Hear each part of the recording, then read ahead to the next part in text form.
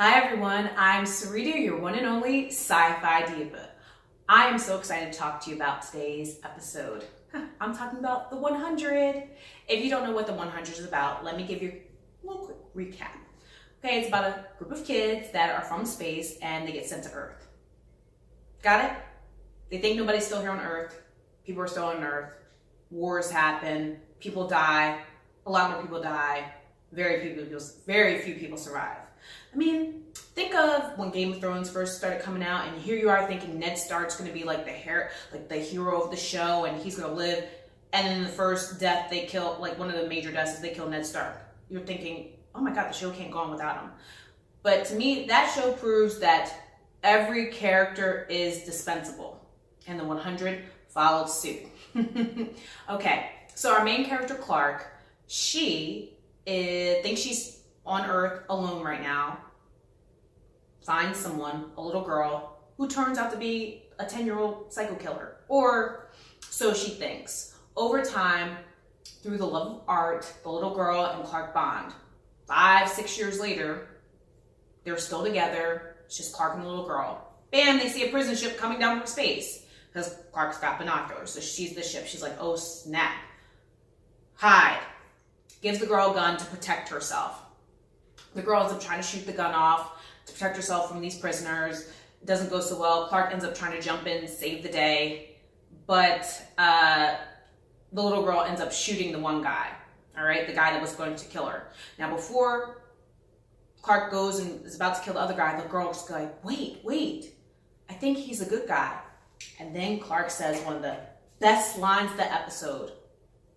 There are no good guys. And bam, shoots him in the head.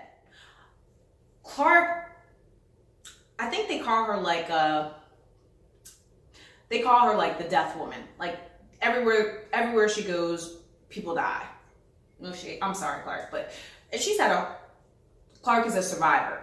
And when she said that there are no good guys, I just thought about, oh my gosh, it's like politics.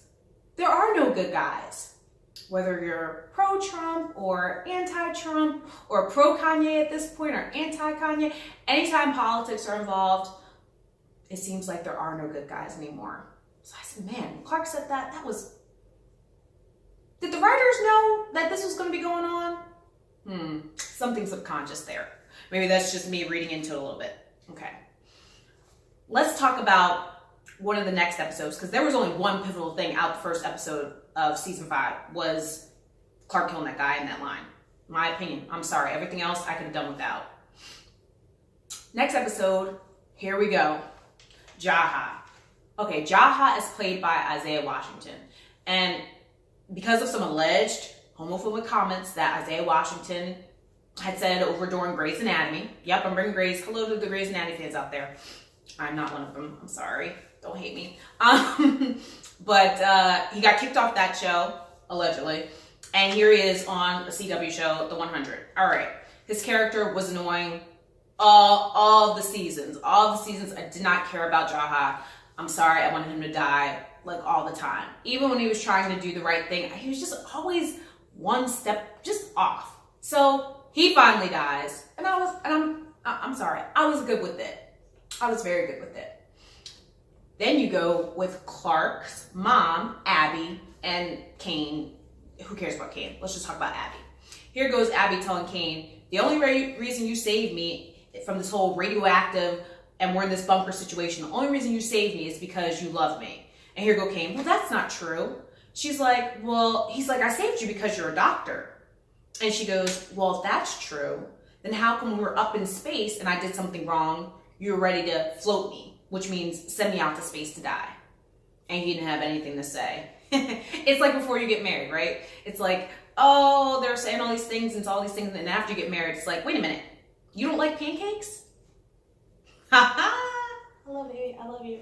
I'm just saying, people say all types of things. Then down the line, once things change, you know the real deal. Okay, that's Jaha. That's Abby the Kane. Okay, my favorite so far this episode. Octavia. Okay, Octavia started off the show just this, because technically in space you're not supposed to have all these kids. So her mom ended up getting floated by Jaha, who died, all right, because they found out that Octavia.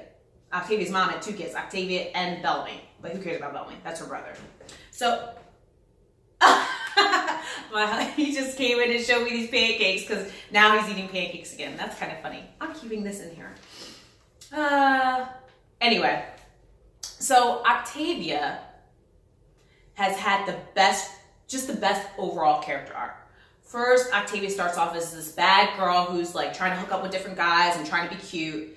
Then something happens and she becomes a better person for it. She becomes falls in love with the grounder life. The grounder life. She falls in love with the grounder life, which is like painting your face and being all, kill him, die, everything for our tribe. She turns into this great killer, falls in love with one of the grounders. He ends up getting killed. So Octavia has survived a lot of different things. Now Octavia is like the leader. She said, none of us are going to die. We're all going to take over this bunker together. We're all going to survive inside this bunker. This is not just for one tribe. This is for everybody. And we are one crew. One crew.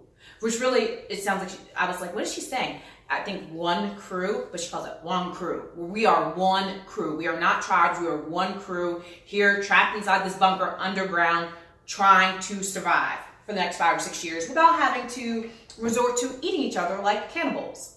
So of course, during that time, people get all out of pocket and think we're going to starve. We're not going to make it. We're going to starve.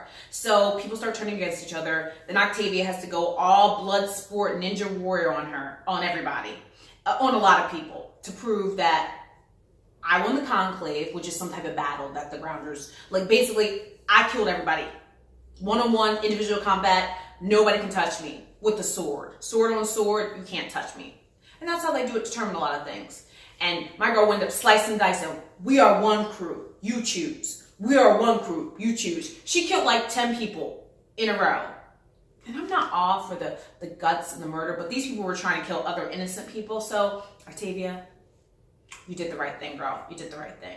Oh, it was such an exciting episode. I cannot wait till the next episode. I was first going to talk about today Fear the Walking Dead because there were so many good things about it. But because I have company while I'm shooting this episode, I don't want to give away any spoilers for that said person. So hopefully the next time I'm doing my video vlogging on my YouTube channel, I'll be talking about Fear the Walking Dead because it was good. All right. As always, I'm Sarita, your one and only sci-fi diva. See you next time.